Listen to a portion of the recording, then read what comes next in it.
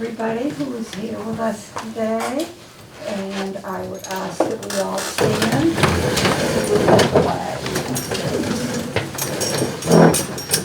I pledge allegiance to the flag of the United States of America and to the republic for which it stands, one nation, under God, indivisible, with liberty and justice for all.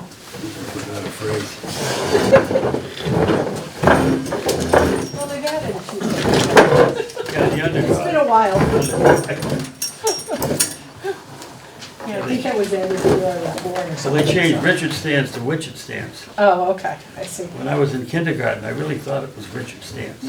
I told my mother, she said, "What?"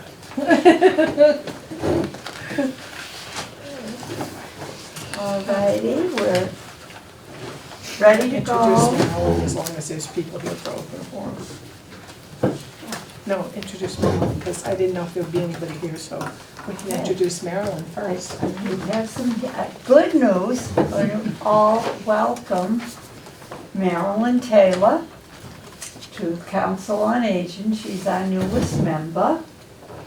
And it's Welcome. Welcome. Welcome. welcome. Yes, absolutely. He'll catch on quick enough.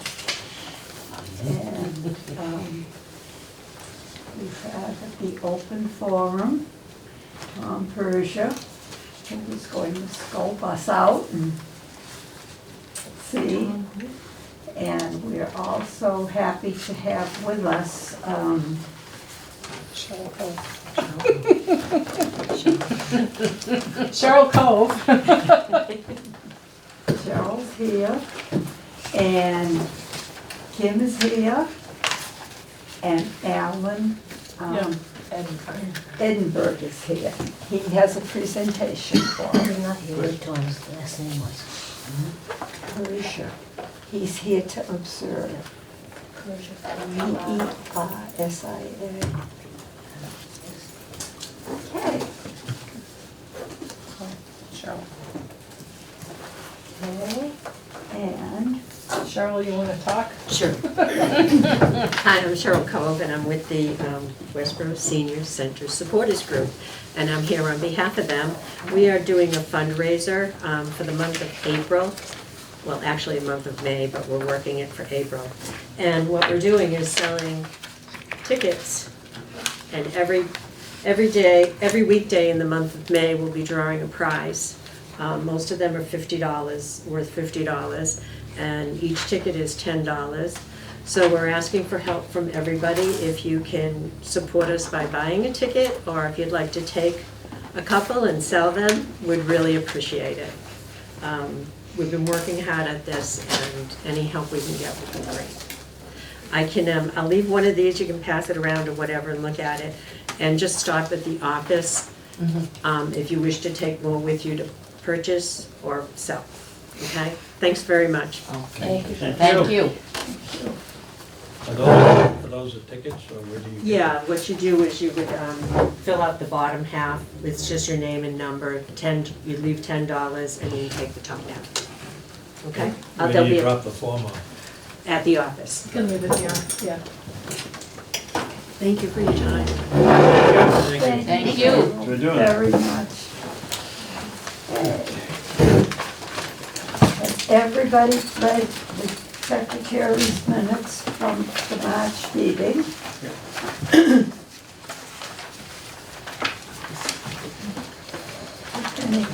Are there any corrections? A minor typo on page 1 there, kiosk should be kiosk. I don't know how to spell it. I thought it was K-I. There's a K missing at the SK. end. Oh, Just add a K. okay.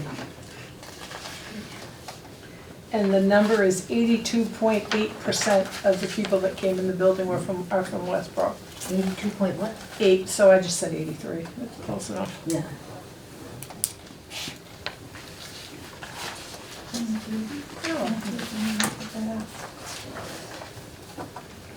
Much appreciated. On page 4, there are 2 places where it mentions the number of people that were taking the Serve Safe training. one place it says 10, the other says 12, but Yeah, because they said both, so I didn't know which was Well, right. yeah, so there, that's why I when put we it in. started, there was 10 and then ended up being 11, so. yeah, okay, but that day we said That both, day I it guess. said both, yes, you did. So it's I 11. can see that. Okay, that's all I have.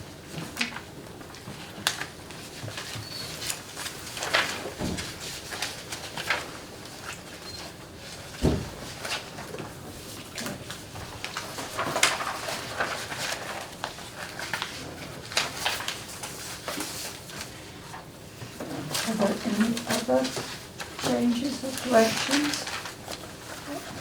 And if not, may I have Motion to accept. I second it. all those in favor? Aye. I need to abstain because I was not here at the last meeting. No, you don't anymore. All right? That's what I've been told. That's correct. Well, I still wasn't here, so I Okay, don't feel I need to vote, Right. or should vote. But that's your choice. my choice. Okay. Thank you, Nancy. And now, town bills and budget. Oh, we're gonna need another chair.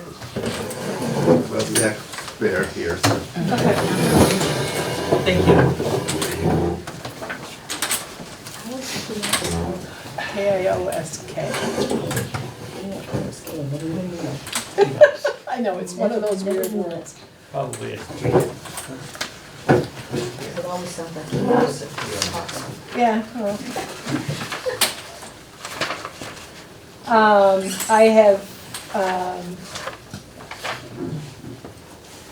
will not be going to the finance committee for a transfer. The money will be transferred out of the transportation line, from our bequest, because it's okay to do that. And this came out the end of last month, so the next one should reflect the change, that's coming out. And for the moment, we haven't spent any money on any buses in the last 2 weeks, so that's a Oh, good that's thing. good news. Except on the 24th, the big bus is going to the place in Webster to get the lift fixed, so we're, and that was a little pricey the last time around. So, How long do you just anticipate? a couple hours. Oh, No, Brad's gonna take it and have it there at 8 o'clock in the morning, wonderful. so it should be back here by 10:30, so 11. And Monday mornings, we can manage with one bus usually, so. Okay, thank you. Yep. So,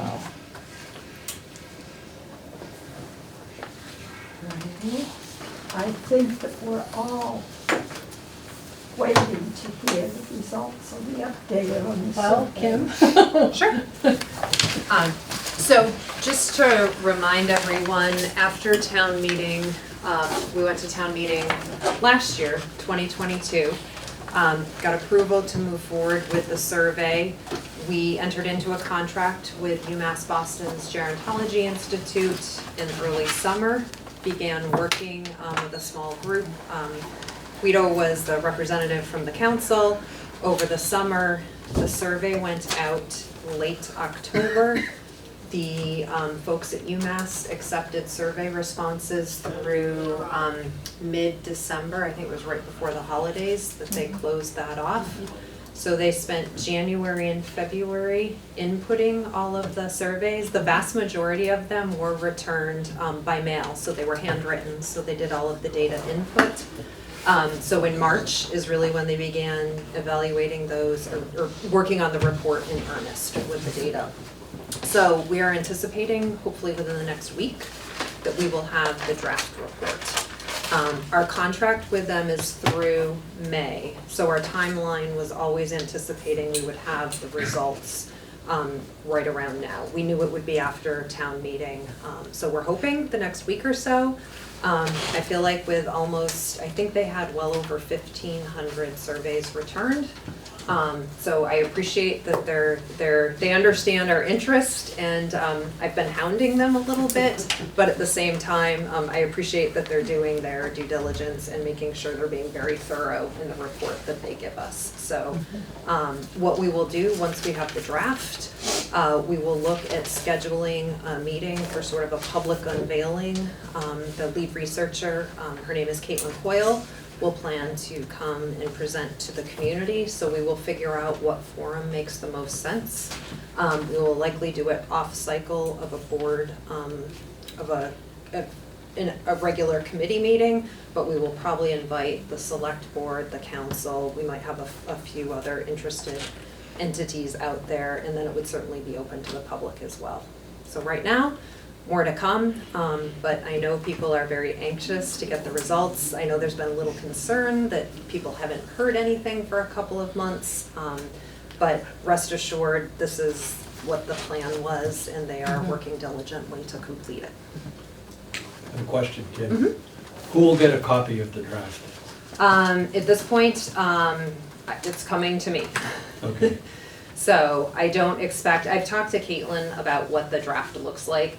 I expect it will be pretty close. The way they complete the analysis is the analysis. I think what we'd be looking for is to make sure if there's any additional, forgive my phraseology here, slicing and dicing of the data that we were expecting or would be interested in, they're open to going back and trying to dig a little bit deeper. So I think that's one piece. I think we will, it won't be shared broadly for feedback to complete it, but I think we will certainly share it with Alma and, Guido, you were involved in the initial conversation, but that's our plan right now. So, will the members of this board have to wait until that meeting before we see any of the results? Most likely, I think we will, let me figure out how we're gonna do that. At this point, yes, that would be the plan. Okay. The other thing, while I'm up here, if I may, Madam Chair, a couple of other announcements. One, I just wanted to share with you something that our office is very proud of. Owen Page, who is our management analyst and communications assistant, was instrumental in pulling together our newsletter. It's a new quarterly newsletter. This was something the town manager has been very interested in doing for a while, and now with Owen on staff. So it's a quarterly newsletter. The first issue came out last week. Right now, it's available online on the town's website. If anyone has issues accessing it and needs a printed copy, I'm sure Alma or maybe Kristen would be happy to print it out. The first edition, I think, was 10 pages. But what it is, most of the departments have provided highlights of things going on to make the community aware of, as well as there's some dates of upcoming events of note. But again, this is really focused on town operational, updates and information. So that is out. The other thing, we are working with our town council to schedule an open meeting law and public records training. We are hoping to have that scheduled the week of the 24th.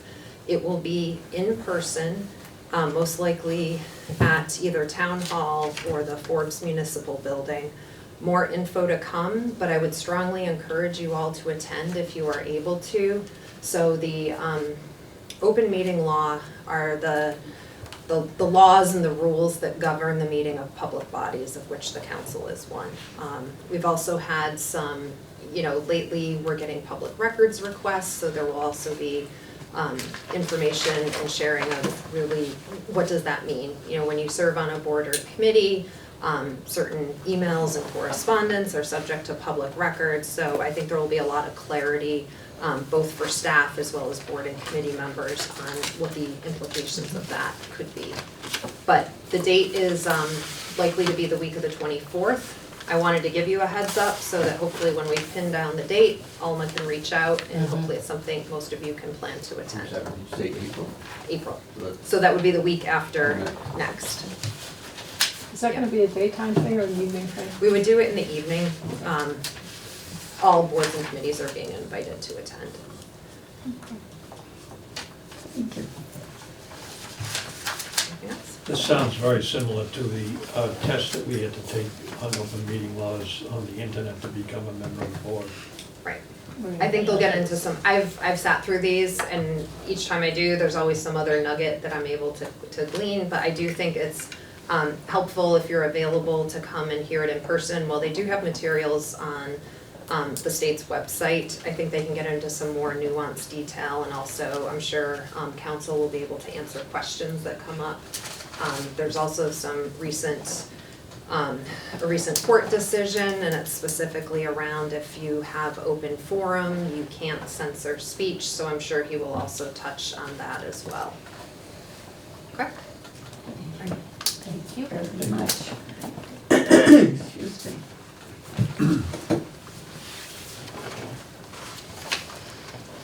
So literally, as we speak, Jim Stewart and Dana Jackman are up in Worcester at Worcester Truck Body, finding out what's going on with our bus that's been up there now for 5.5 months.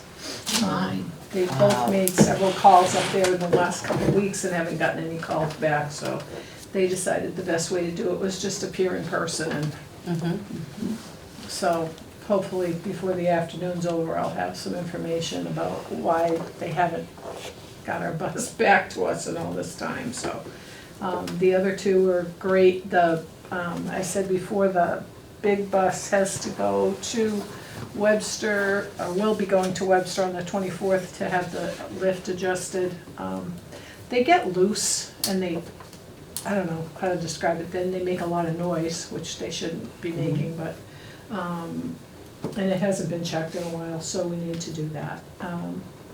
The bus that's up in Worcester got checked shortly before it went to Worcester, so when it comes back, its lift should still be good, but, yeah, so it's, like I said, so far so good, and we're managing, so. Anyway, we also did, the Monday and Wednesday WRTA service. It's not VIA, it's a regular van like ours. That Mary Ellen has been able to put some people onto that vehicle, which is really helpful to us, because we can't, and plus we have 2 people that go up to Worcester that are in wheelchairs, so we need to make sure they can get on it. We can't just put them in somebody's car, it doesn't work that way, so we're doing good, so. Wonderful. It would be nice to have all buses Yeah, I back know. operating. I know. And I already addressed the budget piece, so Okay, we're good. alrighty. Beckenberg, and you, yeah, Good afternoon. I have to check the clock. It's Monday, so. So it's you're been quiet. excused, on Tuesday and Wednesday you're not. Okay. I don't have anything that I'm gonna project, but I do have some handouts as well that I'll pass around and just look at my notes here. I appreciate the opportunity to come visit. So for those who don't know me, I'm Alan Edinburgh. I'm a member of the Select Board. I'm also the Select Board's representative to the Westborough Affordable Housing Trust, which is the reason for my visit today. And I'll start. I brought 12 and there's 13 people in the room, so we'll send these around. You can email me one.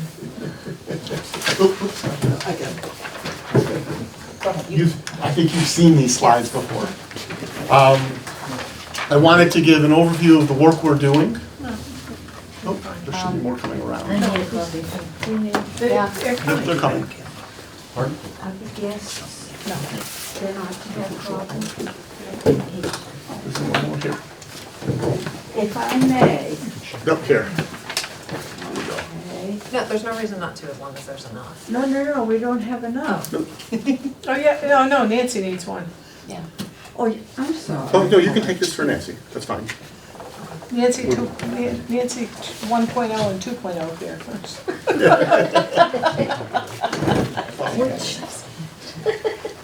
Well, So- Nancy, you have one. And Nancy Fallon, do you have one? I have one, yes. Thank you. I'm all set, thank you. Thank you.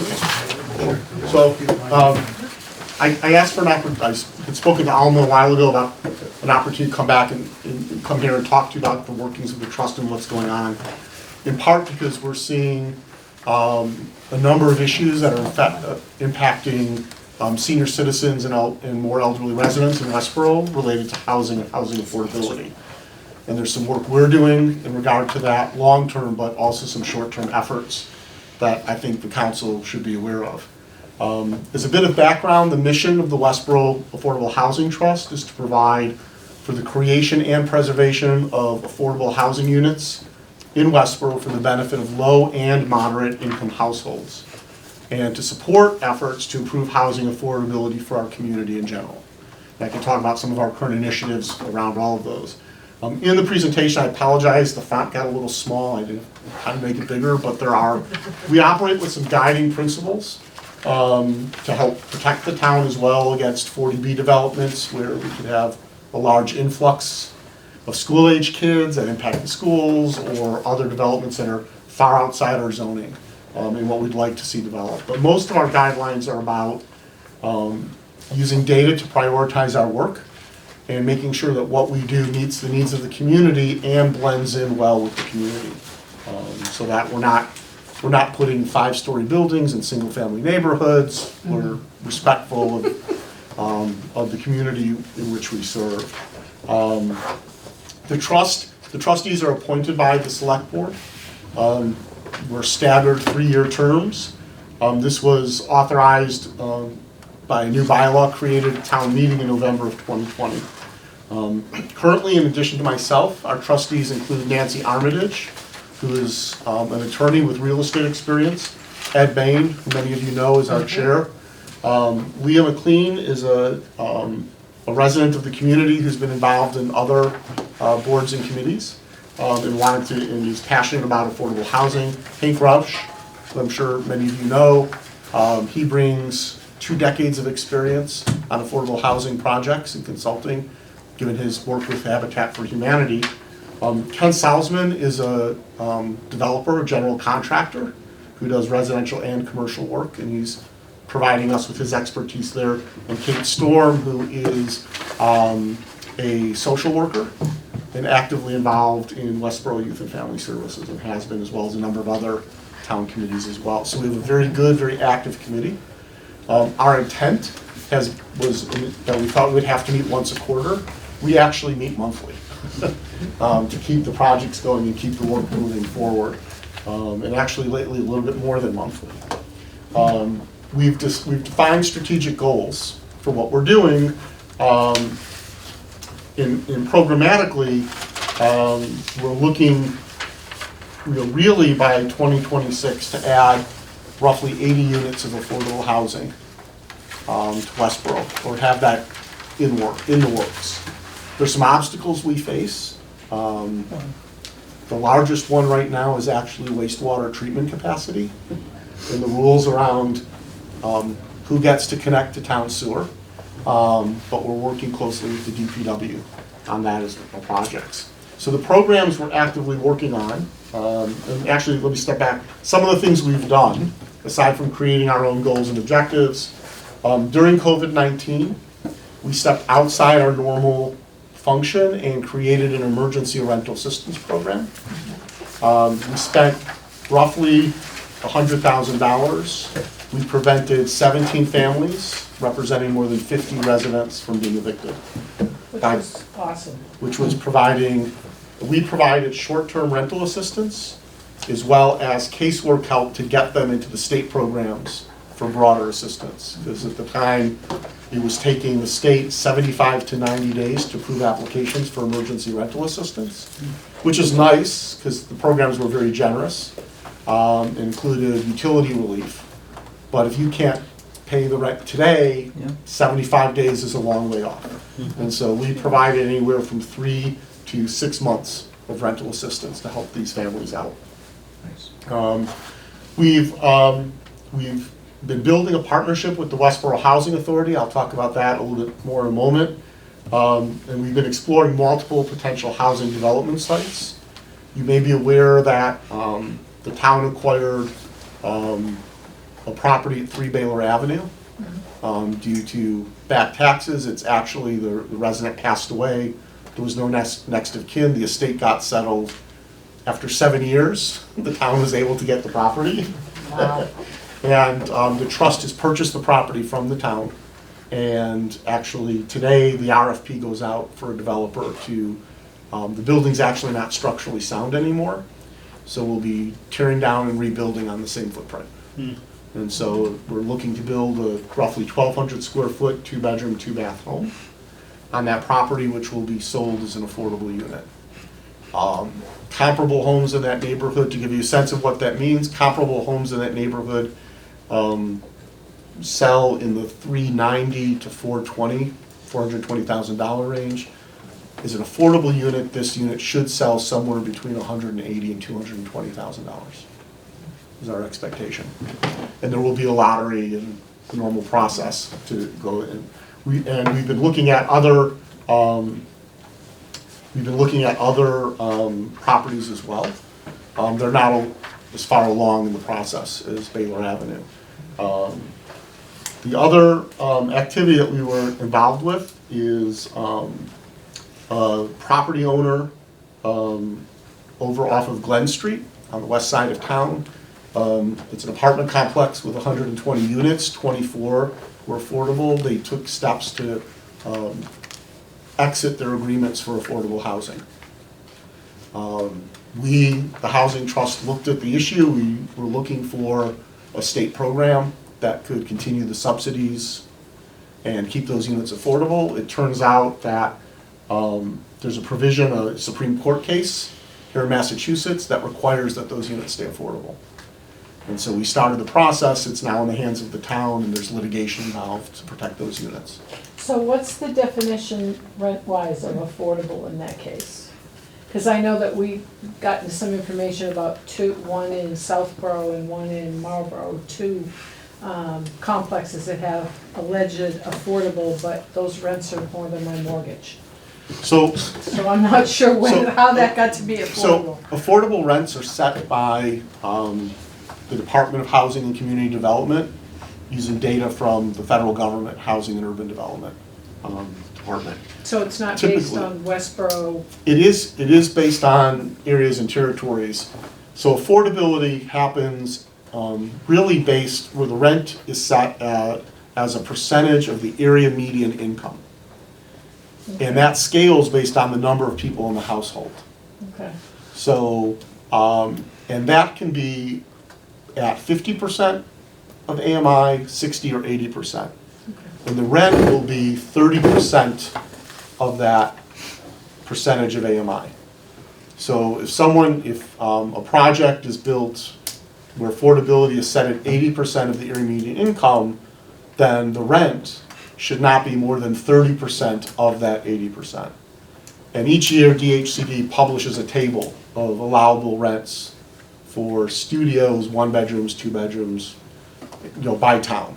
Mm-hmm. And that's where the rents are set. Okay. And so projects that are built at 50% or 60% AMI, the rents will be significantly lower than affordability projects built at 80%. And so that's where the affordable rents come in. When DHCD, when a condo or a home is sold as affordable, DHCD sets the maximum selling price. Typically, they have a formula. It's a bit of a mystery. Typically, it's 38 to 40% of market. They'll do a market assessment and pick a number there.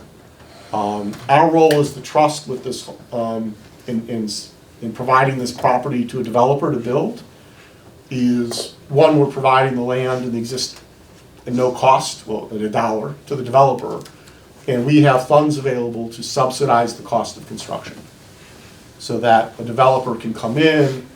They're limited how much profit they can make under state law, but they can make a small reasonable profit and still afford to build a house and sell it as affordable. So we help make up the difference between the cost of construction and the selling price. Okay, that makes more sense now. It's complicated. Yes, could you repeat, I think you did say, how many affordable units are available within the town of Westborough? So we're looking to add 70. I'd have to look up and get the exact number Okay, of affordable rental units. but we're hoping to get to 70. We know we want to add 70. Add 70. Add 70. Because I think right now she's gonna hit the website. There is an inventory of rental units. I just don't have that at my fingertips. I think you're around 15%. Well, it was, based on Town 2010 meeting. census numbers, it was 13.6% of all housing units are affordable, but given the Pulte development and some other developments that happened, we believe right now we're about 11.2% of our housing stock. Percentage is gonna change constantly. but- Yeah, but yeah. The absolute number, which is what. Yeah, we can was- get the absolute number. But do you want to, why the percentage matters? Yeah, and so the percentage matters because if we dip below 10%, then a developer can come in and so long as 25% of their units are affordable, they can build what they want irregardless of zoning.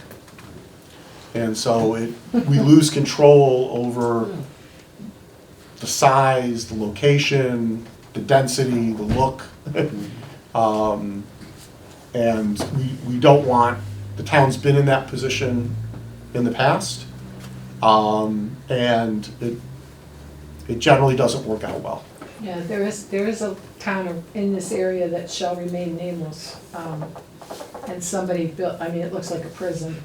It's an apartment, I mean, Yeah. there's no character, it's concrete and it's gray and it's really ugly and it, like I said, it looks like a prison. So, And actually, interesting enough, Shrewsbury is below 10%, and Pulte off of Route 20 is proposing 300 apartments, 75 will be affordable.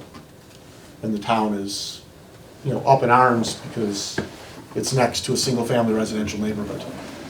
And they're gonna have 5-6-story buildings casting shadows and things of that nature. But it's, so you lose control. We wanna maintain the control, and we wanna make, more importantly, we wanna have enough affordable housing that people can afford to live here and stay here. And have options when you go to downsize, there should be a place to downsize to within the community. As rental, as well as ownership opportunities. Alan, are there any sunset provisions in any of these affordable housing units?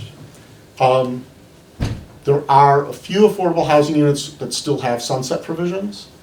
Some are required to stay under the Supreme Court decision because they don't conform to the zoning and the way they were permitted. But there was an apartment complex that was set to sunset next year. And that developer, that landowner actually, a couple of years ago voluntarily switched his deed to be in perpetuity. So those that have a sunset are gonna create a problem when they Yeah, are able I to don't believe we have any sunsetting before 2032. Okay. You talked But about, we panic about the long term. you talked about an exiting process. Can you explain a little bit about that? An exiting process. Yeah. Is that in Shrewsbury, someone tried to exit their, Oh, yeah, so we have a developer here in Westborough, a property owner here in Westborough who believed that they had a right to end the affordability restrictions because of the way their project was financed, and an arrangement made with the state, and Mass Housing Finance Authority. There's a Massachusetts Supreme Judicial Court decision known as Ardmore, which says because the funding is with the state, the town's not involved, so long as the project doesn't conform to the underlying zoning, it has to stay affordable. And so this 124 unit apartment complex is in an area that's zoned residential, R1. And so clearly they're not in conformance. So the town, through the select board, we're actually in litigation to force them to maintain it. It's been stressful, extremely. We know that a significant percentage of those units are rented by senior citizens and a number of veterans and several folks with disabilities. And they effectively just out of the blue received a letter one day saying that in 12 months, the affordability's gone and your rent's gonna as much as triple. And so the current status is it's in the courts. The land court has ordered that they do not change any of the rents and through the end of this year, or effectively as long as the litigation continues. So the folks who there have some level of security that their affordability is protected, and we continue to, from the town side, the town's actively involved in the litigation, and the trust is monitoring, and if and when we can assist, we will. I wish there was some way that the town, and I know there's not, because legally you can't do this, but we had several multifamily houses sold at the peak of the, I think you and I had talked about this at one point, had sold at the peak of the real estate insanity back a year or so ago. And the new landlords came in and, tripled the rents for people that had been in those buildings for 20, 30 years. And there wasn't, I mean, there is no protection, unfortunately for them, because it's a private, I don't know, enterprise, I guess, Right. but. No, it's, And it wasn't just here, it was a lot of places, and it's just unfortunate because, I don't know, it's like you have good tenants, so you're gonna basically, so and that's actually one of the short-term issues the trust is looking at. With the end of the eviction moratoriums related to COVID and just where the market is, we're aware that more people are facing potential displacement.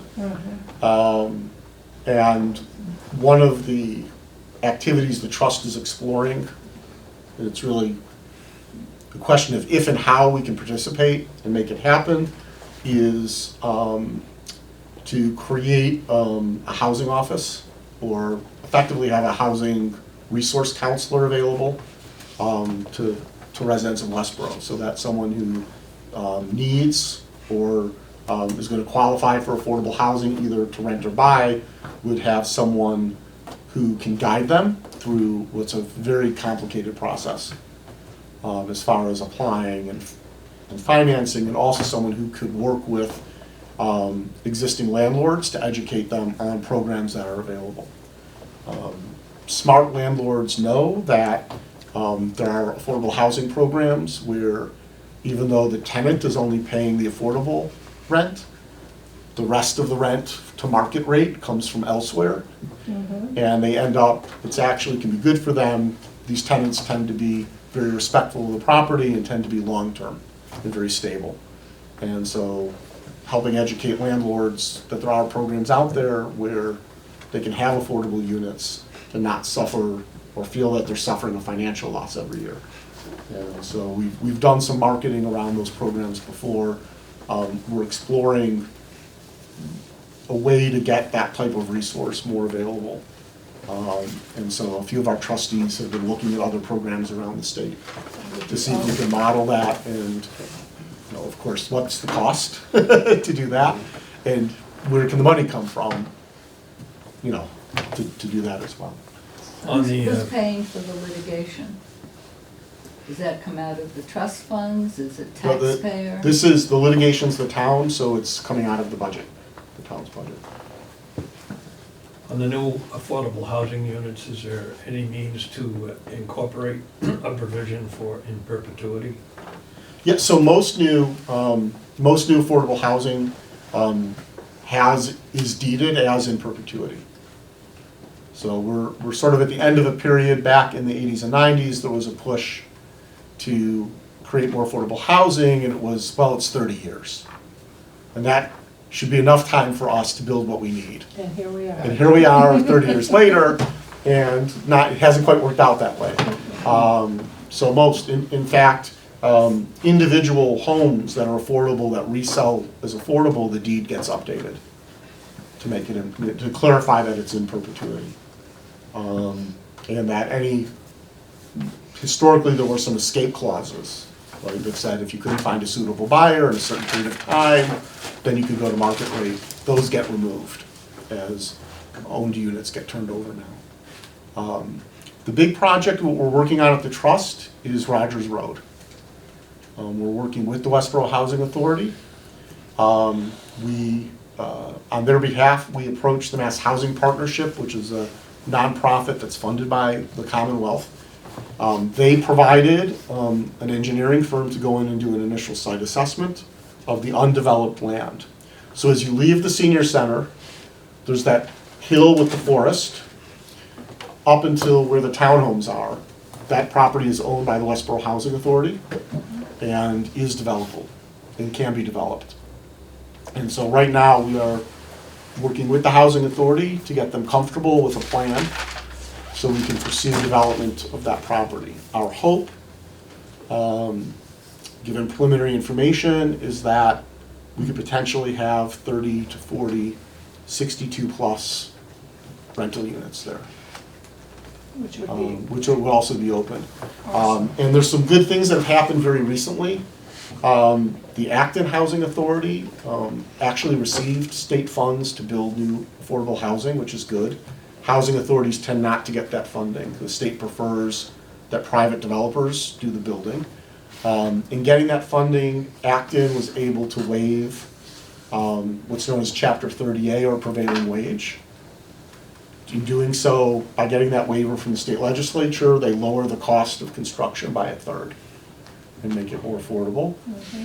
They were also able to get a waiver to allow a greater and longer term preference for local residents. Because the rental units that are affordable are done through a lottery system.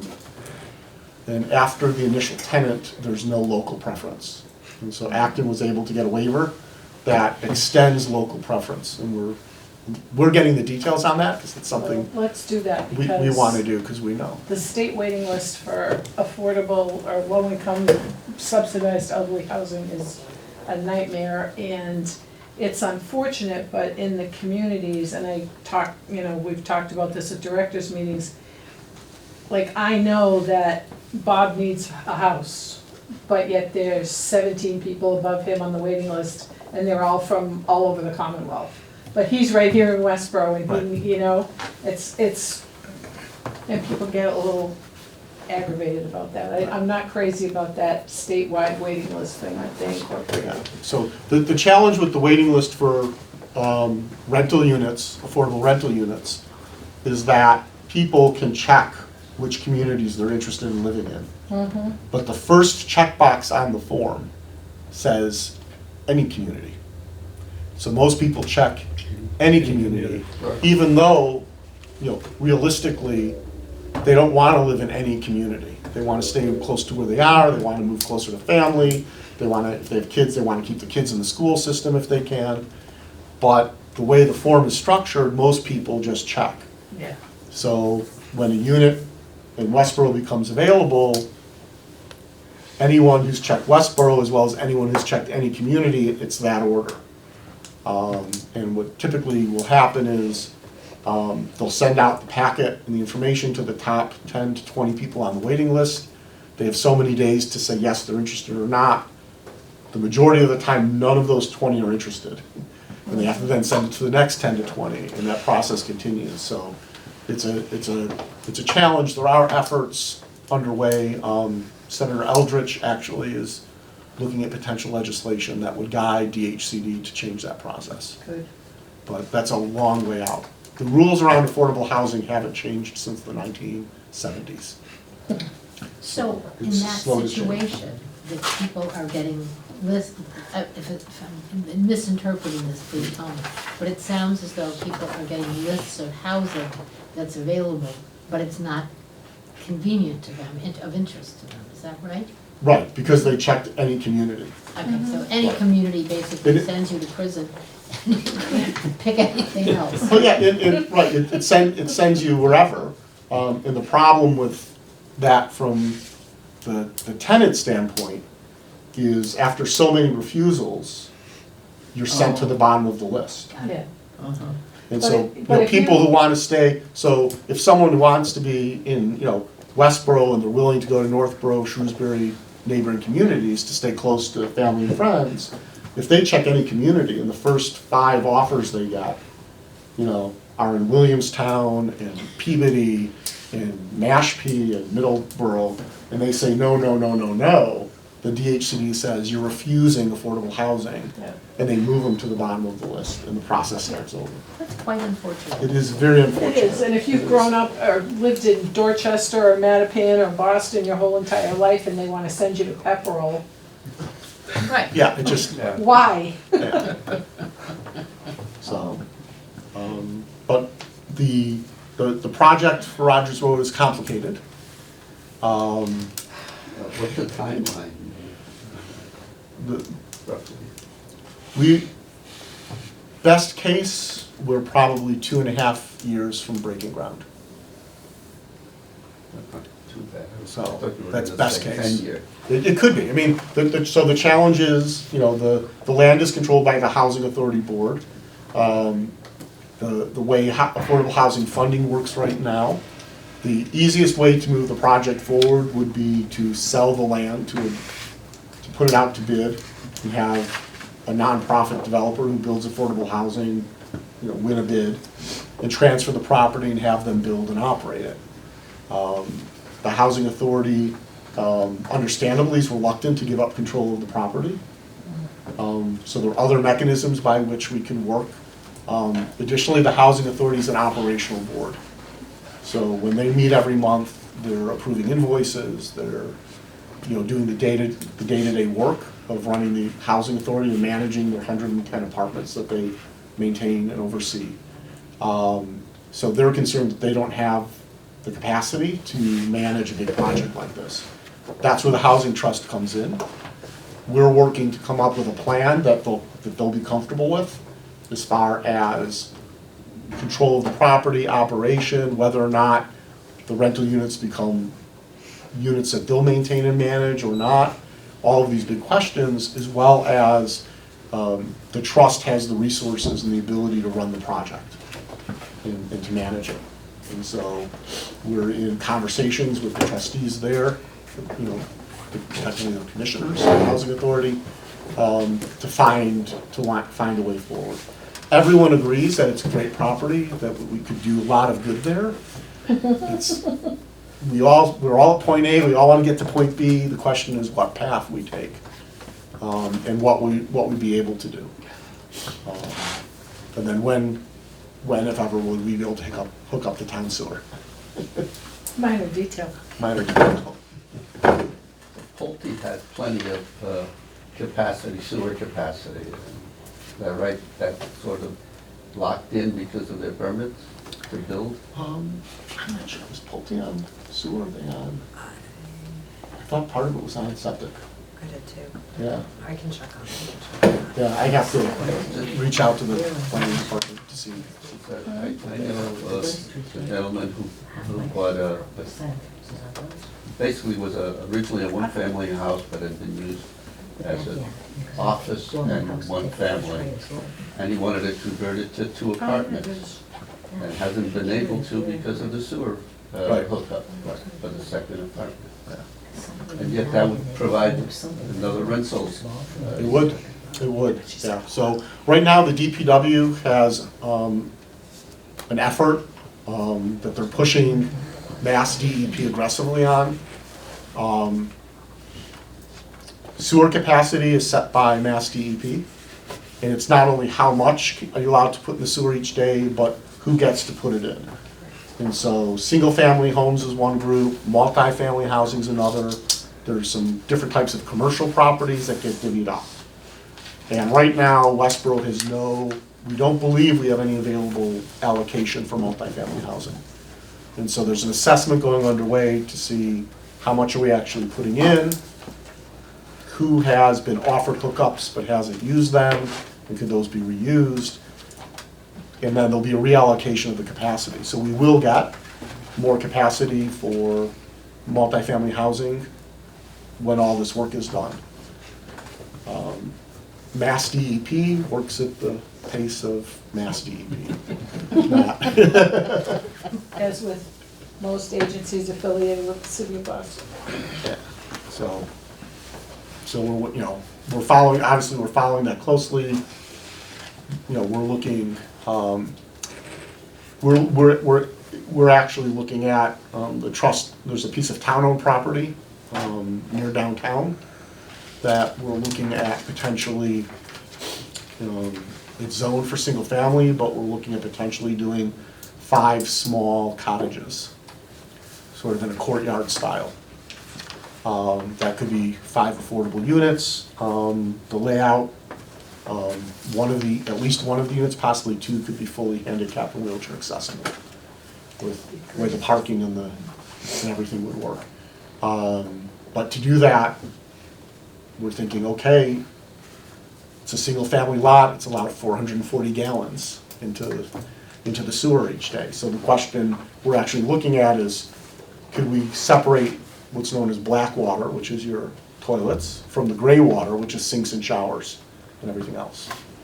And if we had a septic system for the gray water, could we hook up the black water to the town? And how would those numbers work? So we're, I'm fortunate, my fellow trustees, we never take no for an answer. We are a creative bunch. That's an understatement. We ask questions and we get looks. Chris Pant, our DPW, I asked him that question, he's like, whoa, that's a really interesting idea. We'll have to figure that out. That's a great idea. So anything we can do to move the process forward. The trust is very fortunate. Some of the settlement money with Pulte has come our way, and the town meeting has voted that to us. There was some mitigation funds from Pulte as part of the original special permit. At the most recent town meeting, the first payments of that were transferred to the trust. And so we have money in the bank. So Alan, how much from Pulte, how much would you get or have you gotten? So of the $1.4 million in original mitigation from the special permit, we've received $600,000. And then we've received a little over $1.8 million out of the $9 million settlement.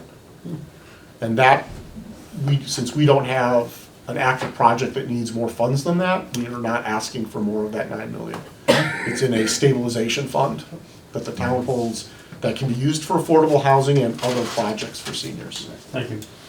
So we'll ask for it when we need it. Time? Oh yes, and that can be reminded, with the passage of the Community Preservation Act, there'll be funds that could be provided to the trust from that on an annual basis or as needed for projects. We'll see as that community gets up and running how they want to manage the funds. By law, the way the trust has to manage its money is directly in line with what's required of spending CPA funds. So the state did make sure that if they move money to the trust, that it stays compliant with how the money gets spent. And then we hope over time there'll be other, if other developments come in and there are mitigation payments for affordable housing, that could also go into the trust. And our goal isn't to build, our goal is to incentivize and subsidize. And so we might provide a developer, so for example, at 3 Baylor Avenue, the property cost the trust $48,000. We'll be transferring it to the winning bidder for $1. But we have other funds set aside so that they can look at the cost of construction, and DHCD will give the sales price, and if there's a gap, the trust will fill it. And it's the same thing with, even at Rogers Road, the trust anticipates that we would subsidize, somewhere between $30,000 and $50,000 per apartment, so that the finances work for the developer, or however it gets built, if it's the housing authority or the trust. Is there also a possibility to get housing money from the state? I know that the previous governor wasn't at all interested in building any more elderly subsidized housing, but the new governor might be? There is. There are state programs and state grants available for affordable housing. We actually had an initial meeting with the director in Acton, because they actually got funding for some townhomes that they're building through the MassWorks grant program, which we were like, well, how did that happen? Because MassWorks is usually infrastructure. rebuilt intersections and roadways and new rotaries in Hudson, right? That's typically what it's used for. The fact that they got a MassWorks grant, they've got a Mass Econ grant to help fund that is an economic development, so we are actively talking with them, you know, how'd you do it? She's like, I'll send you our grant application. Copy and paste. It worked, but also several, you know, their town meeting had voted for several home rule petitions to get some of this happening as well, so we're learning, and we'll do whatever we can to move as fast as we can. Believe me, we have money in the bank and we are anxious to be able to spend it and get things moving forward, so. It's just, you know, when Rogers Road was built, that was the last housing that was built, and that, they were here before we were, and we moved in here in 1989. I think the scarcity of housing that older people can afford right now is kind of scary. I think that, you know, people talk about downsizing and all that, but there's not really any place for them to step down to. Right. You know, there's no, I mean, some of the options are just, I mean, they're just too expensive, and there's people that are hanging on by their fingernails at this point, and faster you can move, the better. Yeah. We feel the pressure. Just to the earlier question, I believe we're right around 960, 970 subsidized housing units in town. Does that sound? Yeah. How many did we lose when Pulte decided not to stay with subsidized and instead pay the mitigation? So in the initial special permit, the $1.4 million was part of some additional mitigation where they reduced from, there was a reduction in 34 units. And so there's $1.4 million for affordable housing. That money is flowing through town meeting to the trust. But there was other work elsewhere in town. There was a sewer project and a water line project and some things of that nature. So I want to say the total mitigation was close to $4 million there. No, I was, how many units did we lose? We lost 34 units. When DHCD came and said, we're changing the way we're applying our policy, and you cannot have senior affordable housing at 55 plus that restricts ages 18 and under. We lost 70 units at Pulte that we're trying to make up as well. That was a project up in the. Yeah, By that's Lake the Del Johnson. Chauncey Lake. Interesting. And so, Shrewsbury ought to have an interesting experience with Pulte too then. yeah, well, so Shrewsbury's in a different space. They're below the 10%. So Pulte approached the planning board with a project. 40Bs can be friendly, so 40B, the permitting is done by the zoning board of appeals, not the planning board. So a friendly 40B is when you go to the planning board and you work out, where the developer says, we want to be as close to compliant with your zoning as possible. We're looking for some reasonable accommodations to make this project work. 25% of the units or more will be affordable, and the planning board works with them. A hostile 40B is if the town says no, or doesn't want to engage for some reason, or the developer doesn't want to go through that process. Then the developer goes straight to the zoning board of appeals. And basically, so long as it meets some basic requirements set out by the state, the zoning board of appeals will approve what the developer asks for. And when towns lose, the towns will object to the zoning board of appeals. There's a state commission that is effectively a court specifically for affordable housing, and the town will lose again. I was gonna say, and how often does the town lose? Yeah, the town, it's hard, once it's a hostile 40B, it's hard for the town to exercise, any level of control, direct control over the project, so. And why is the state so acceptable against the town's wishes? Because the state wants more affordable housing. And you have towns that historically have deliberately blocked the construction of affordable housing. And so If there's not enough affordable housing, then it takes control away from the town, so that the housing gets built. Are we being affected by the MBTA's position about subsidized housing? Yes, we are an MBTA community as well, and the planning board has a working group looking at specifically, I believe the goal is for fall town meeting, no, for fall, October town meeting, zoning changes. So Westborough will be in compliance with the requirements of that. That's a year from now. The zoning has to be in place for us by the end of this year, calendar year, because we have a train station. Grafton doesn't have a train station, so, well, they do too. They do, right, so Upton Upton does not. doesn't have, so they have till 2024. But we have a train station and a super fund right next to each other. Yes, we do. We do. Okay, I've taken a lot of time, I appreciate that, if there are any other questions, if not. Appreciate Okay. that. As projects move forward, we may come back and ask for a vote of support or confidence, given your constituency and whose interests you represent in the community as being the Council on Aging. Good. Thank you very much. Thank you. Thank you. Thank you. Very much. One last question, in that 960 number Just go of back to existing affordable subsidized units, how many of those are full? Are they all occupied? The 900 number that you gave, Jim? Are they all occupied? I would say yes, unless there's been Yeah, recent turnover. unless there's But they're generally turnover. Yeah.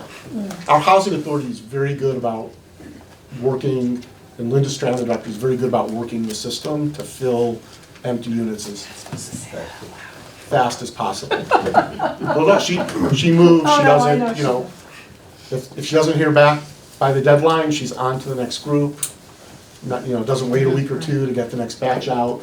There's a timeliness requirement through Department of Housing and Community Right. Development, so it's not like it flies under the radar and they're Yeah, on top of it's, that. they're really on top of it. So there could be a couple housing authority units that are in the process of turning over.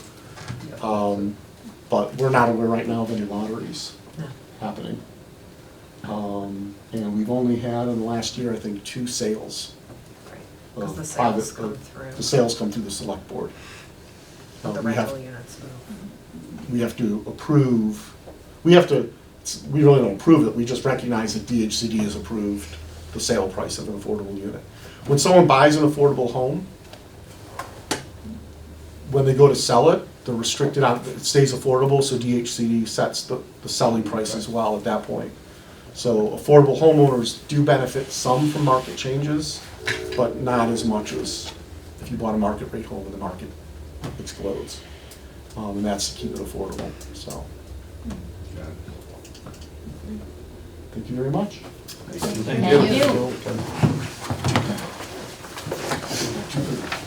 Thank you so much. Tomorrow night. I'll call it I'm sorry, if we had heat, we wouldn't be able to hear, and if we have quiet, we get cold, so. But those of us who Girl Scouts and Be Boy Scouts were prepared, prepared. yes. In your packet, you will find a posting for a board training. And I wrote on there, the one closest to here is Wednesday, June 28th in Shrewsbury. If you are interested in going, which I would suggest you probably should, because it's worth your while, let me know and I'll just register everybody together. But it's, MCOA used to do these more frequently pre-pandemic, and they've got a whole bunch of them scheduled. If you can't go that day and you want to drive someplace far away, they also have them in other places, but I thought Shrewsbury was a good bet for you, so. And as of Friday, there were still 46 openings in that class, so. And what type of training? It's for Council on Aging boards, Okay, so And when is it again? Wednesday, June 28th. On this sheet. Oh, Go thank to you. the, yeah, go to the very back page. Okay, thank you. There. Okay, you got it. Here, I will, Kevin. Thank you. Okay. So you wanna know as soon as possible? Yeah. It's only 40. Yeah, is it an all-day program? 1:30 to 3:30, Oh, couple hours. Mhm. I'm happy to go. It's at Can the we sign up Shrewsbury now? Town- Well, tell me if you wanna go now. I'm going. I'm going. And me also. Linda, Marilyn, yeah. Nancy Fallon. Guido, did you see anything Yes. else? Thank you. Hang on, June Okay, 28th. anybody else? No? And, I'd like to, but I gotta check the calendar at home. okay, all right, well, let me know let me know sometime tomorrow, and I'll just wait until then and just register everybody. Is there a cost down there? Nope, No? Thank you. Where is it, which road is that? Shrewsbury Town Hall. Oh, Shrewsbury Town Hall, thank you. Yeah, if it's not a busy day, I can put you all on the bus and send you up there.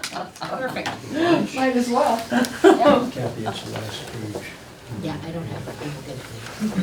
So, okay. The only other thing that I thought about, and I guess because I'm just so frustrated with the whole situation, and I didn't put it on the old business pieces, the whole thing with SMOC and fuel assistance. We've had three meetings that have been scheduled, and the first one, Senator Moore wasn't able to, he had to do some kind of a training thing at the State House, but the last two were canceled by SMOC. The end of fuel assistance is April 30th. I talked to the lady, the first one I did the first new application I did in November. I talked to her a week or 10 days ago. She still has heard nothing. Like I said, the senator's trying to put this meeting together, but we're not getting a lot of cooperation, and people are starting to get frantic because, especially, come May 1st, your gas or electric heat can be shut off if you haven't paid on your bill, so. Oh. Yes, the Commonwealth of Massachusetts does a few things really well, and one of them is they put a moratorium on utility shut-offs during the winter months. However, come May 1st, that moratorium ends, and there's several people out there that are really concerned. So, I mean, the bonus is we didn't have frigid, horrible cold winter. Bonus number 2 is that home heating oil didn't go up to $8 to $10 a gallon, for which I am eternally grateful. But like I said, the dates are closing in, and we're no longer getting updates from SMOC about where they are in the application process, so. So basically, what can we do I- as a board? What options are available? If for I knew us? the answer to that, y'all would already be doing it, because I don't know. I know that the senator's office is frustrated, I know that my colleagues in this region are frustrated. I don't know what the answer is to that. And we can't even go down there to the office because they're not there. They're still working remotely, which I just find disturbing because the whole rest of the world is back, and I think the CDC just pulled their medical office mask mandates and all. I mean, it's like, oh my God, go back to work. So, yeah, I don't. Milking the job. We have one of our seniors here in town, she's also on the board at SMOC, and she and I have talked about this, and she brought it up at one of their last board meetings, and they assured her that everything's going along. I said, no, it's not. Like, it's just not. And I know SMOC deals with a lot of other stuff, but there's a whole office that just does fuel assistance, so. I am,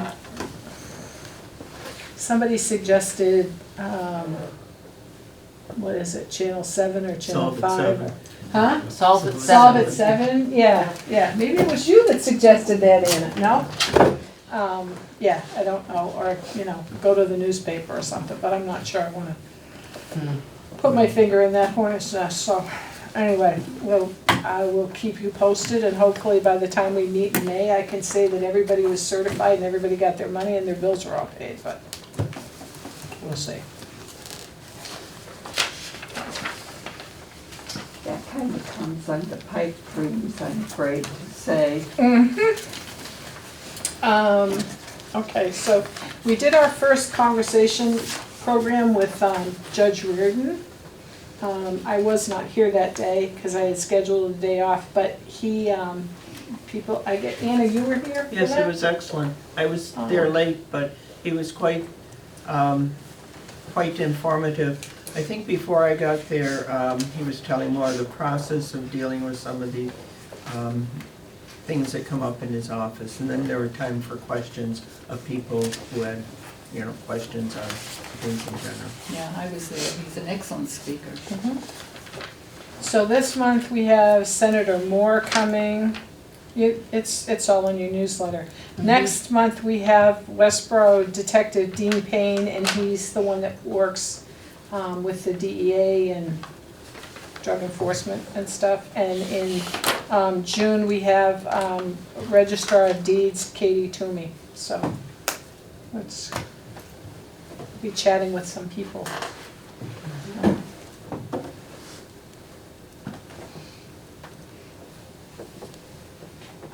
The Clear Path Veterans, I think you can see it on cable TV, at least the dedication of the trailer. They overestimated a little bit, but it was still a very nice event. All four of the five selectmen were here. I guess Sean was sick, but it was, like I said, it was a very nice event, and I told them anytime they wanted to use us, but I don't think there were maybe 50 people there, which is kind of sad, but it was also a Friday during Lent, and they were serving meatloaf. Because we did have a couple people that called and asked what they were serving, because it didn't say on the flyer, and so I don't know if that had something to do with it or not, but maybe if they had served fried haddock, it would have been different, I don't know, but anyway, so. St. Patty's Day was an exemption. Well, yeah, but that's why we had our party on Tuesday, so I didn't have to worry about that.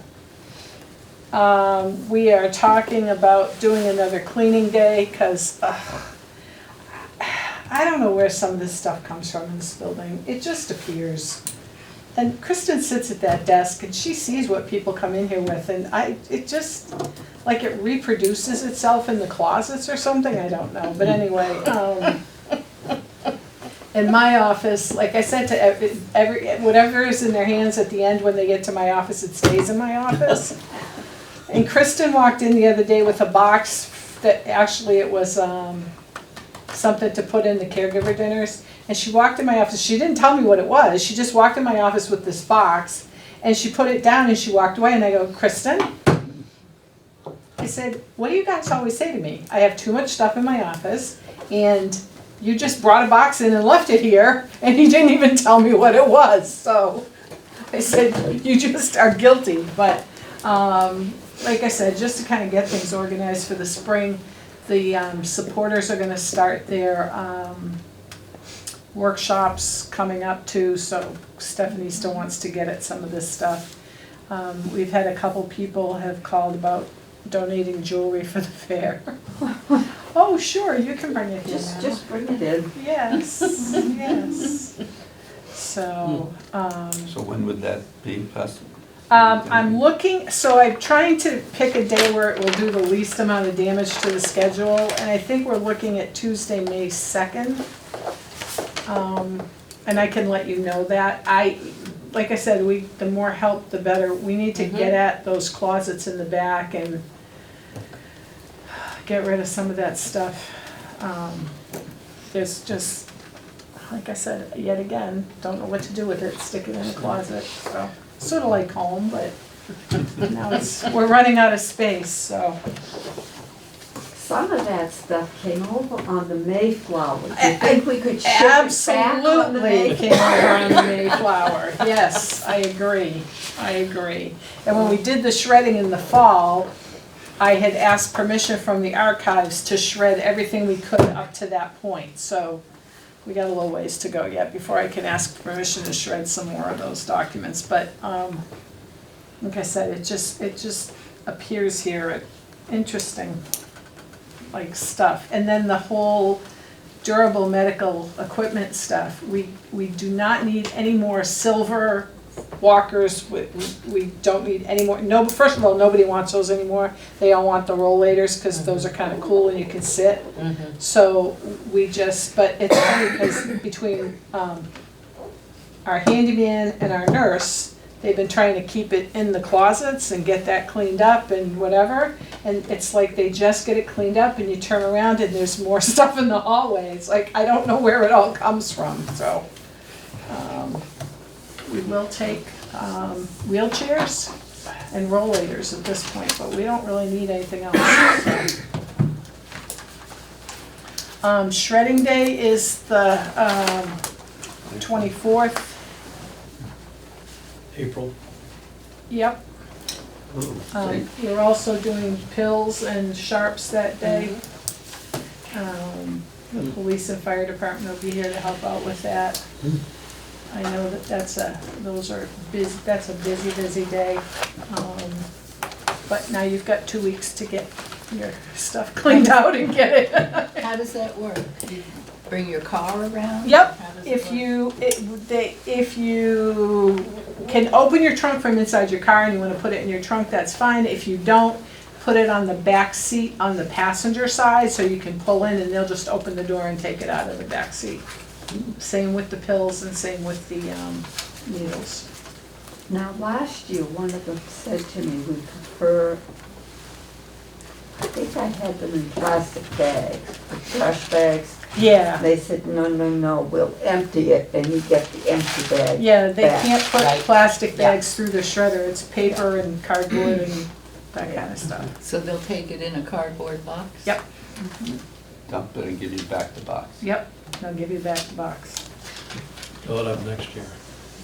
Reuse. No, flatten it and put it with your recycling with your trash. Where do you put the pills and sharps? You can put those in plastic bags. Oh, they can. Yes. And then the police. Oh, well, your We'll see sharps with have it, to be in yeah. approved sharps containers, the red containers with the white tops and those have to be in there. But you can put your pills in a plastic bag and they just take the bag. Those go up to Millbury and they're incinerated rather than Yeah. going in the landfill. And the police take, well, in the past, it's been my experience that the police officers take Yeah, they take the Yeah. pills and. pills, Yes. not the Yeah. regular. And it always amazes me how 2, 3, 4 huge black trash bags full of medication. It's, but, Unfortunately, they can't give it around to nonprofit groups either. They have to destroy it. well, a lot of times it's expired expired. anyway, Yeah. so you really don't want to do that. I know that with a lot of the medical supplies, stuff that we can't use here, like tubing and, there's some gauze things and bandages or whatever that Jim has a contact up at St. Anne's at the free clinic up in Shrewsbury, and he'll take stuff up there. And he also has a friend who is a Doctor Without Borders person, and some of that stuff's gone there. We did manage to get rid of half a dozen old-fashioned silver walkers. Kristen's daughter works in a nursing home rehab center up in north of Boston someplace, Salem maybe. And they were desperately looking for walkers, and Kristen's like, oh, have I got a deal for you? So she managed to get some of those up to Caitlin, but I know that the Mike Grimm, who's our contact with the Masons, He, his garage is full at this point, and we don't take hospital beds, and so. Where do you get the containers for the shops? You can buy them at Walmart, you can buy them at CVS, they're about, I don't know, $5. How big are they? It depends. They, They come in can be different sizes? this big, or they can be, Okay. so. Didn't we have an issue with somebody dumping a lot of, Yeah, if you look in the newsletter, it says household in big letters only. Yeah, I'm not doing that again this so year. hopefully that won't happen again. Yep, yep. And I talked with whoever comes that day from the fire department, will reiterate that to them. Mhm. Do not accept 16 full-size boxes of, because that cost me over $300 last year to get rid of that, so. So if you give them a regulated Sharps container, Yep. do they keep that container and you can buy Yes. another one? Oh, yeah, Yes. you don't get You that don't get back. it back, no. No. I mean, that's for everybody's safety, so that they don't, and then they go to a place that basically pulls them all apart and does pieces of, like the needle part is recycled to something and the plastic part, it's kind of cool process, so, yeah. And then the other thing that came up after this was done, and I've already contacted the fire chief this morning. There was a fatal fire here in Westborough last week. The lady who passed away was very familiar to us, a very sad situation. And then over the weekend, there was another fatal fire in Hopkinton with seniors. And the one piece of information that drowned out all others to me was neither home had working smoke detectors. Oh, So we're going to put a big push on that in the next month. We can use some of our formula grant money to buy some smoke detectors for people who cannot afford them. And if you can afford them and you buy them, we'll come help you put them up. As long as I'm here, I don't ever want that to happen again. It just, can we volunteer to help with that kind of work? So let me know. you absolutely Please just let me know, I'd love Yeah. to help out with that. Some of them may be outdated, Yeah, they're only good for 10 years now. yeah, that's right. And some may just have no batteries. Well, yeah, and we do that in November, and you'd be surprised. Mike says they had 5 smoke detectors in the house, and only 2 of them had batteries. Because the problem is when they start to chirp, when the battery's going dead, people take the battery out, and then they don't replace it. So then it's no good at all. And it always starts chirping at 3 a.m. Of course, that's always. Not every 3 in the afternoon or noontime, it's always 3 in the morning, and it's always the one right outside your bedroom door. And they just don't, or they went off too many times when they burned the pork chops or the toast was burning, and they don't like hearing it, so they take the batteries out and just don't bother with it, which is not a good thing either, so. Does the fire department have a voluntary program where they can go around and check for smoke detectors and fire detectors? If you allow them into your house, they have a program where they'll go in and do a fire safety check in your house. And if you allow them to do that, they will do that. We do the battery, exchange program in the fall. And, this year I think we had 45 houses. Well, there's a whole lot more houses in Westborough than 45. They, it's, like I said, it's funny because it's something people don't think about until they need it.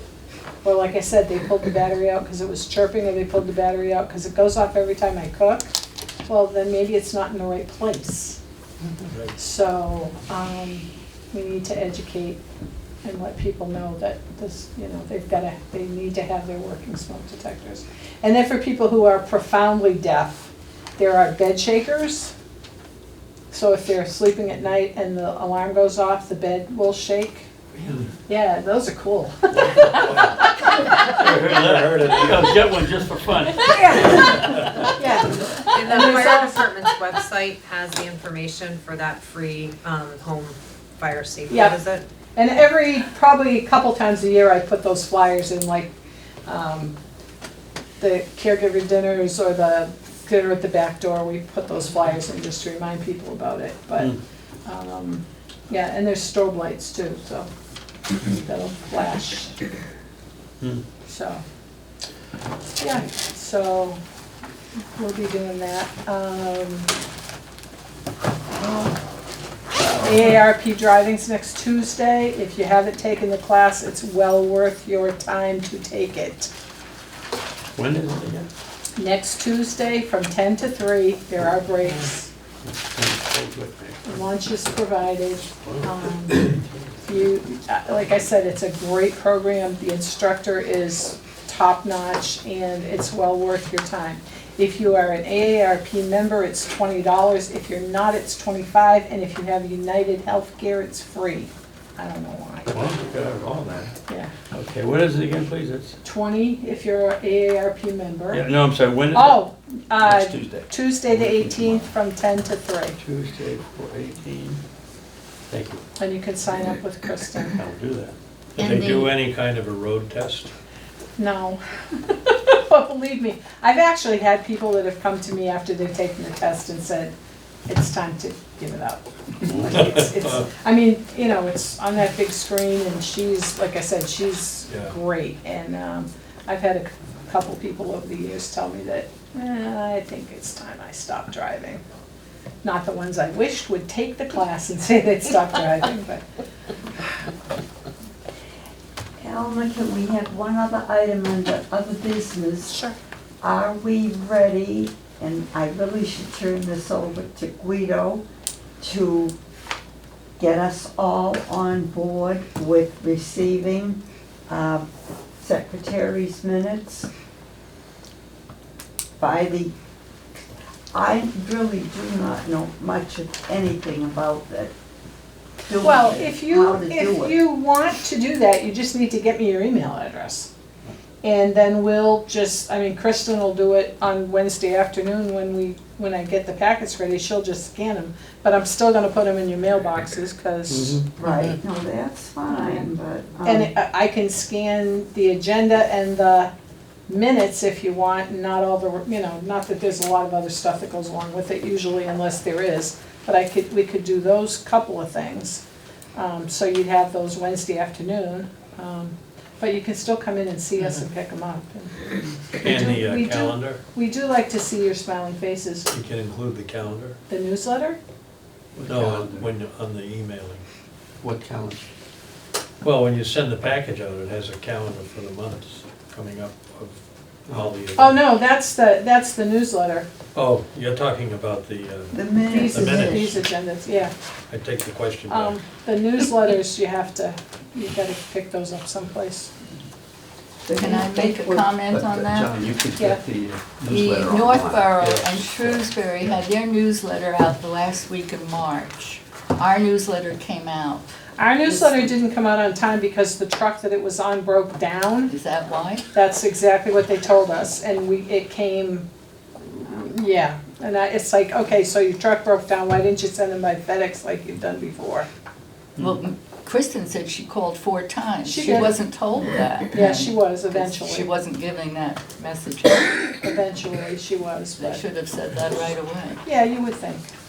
But, yeah, Okay. so.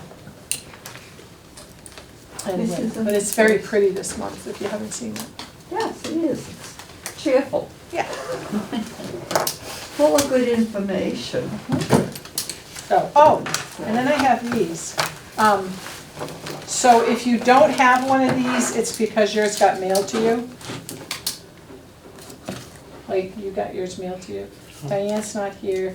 Nancy, Kathy, John McCann, Dan and Joan. Nancy Fallon, Linda. Nancy Fallon, please go. Those go that way. It's your, it is your invitation to the volunteer recognition breakfast. Thank you. Mine not available, you say? Yours was mailed, Okay, thank you. I thought it was a bonus. cause you were, yeah, cause you were on another list, so. Trying to save some postage for the And when is it? I don't know. May 18th, Thank you. 9:30 a.m. May 18th? Okay, thank you. Yep, RSVP May 11th. yep.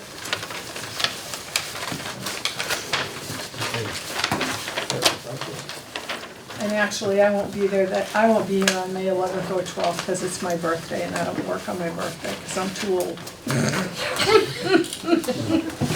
I'm too old to work on my birthday, so Okay. taking vacation days.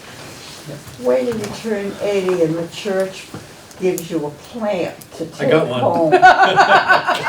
No, I don't want it. Oh, pretty. No, Oh, yeah, I have four in my mm. car to deliver right after here.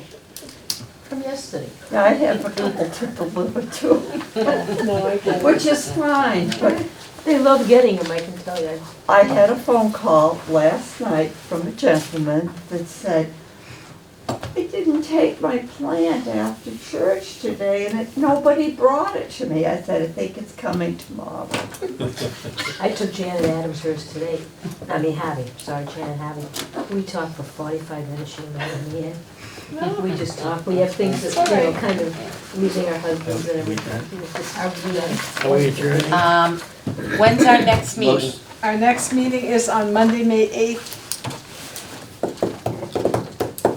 I need a motion to adjourn as Oh. well. Somebody needs to motion to adjourn. I motion to adjourn. Second.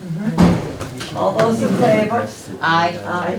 All right, so John, Guido, and Linda, we need to set a date to go through that policy. Sorry. I was gonna ask if we could. Well, I remember we should take minutes, but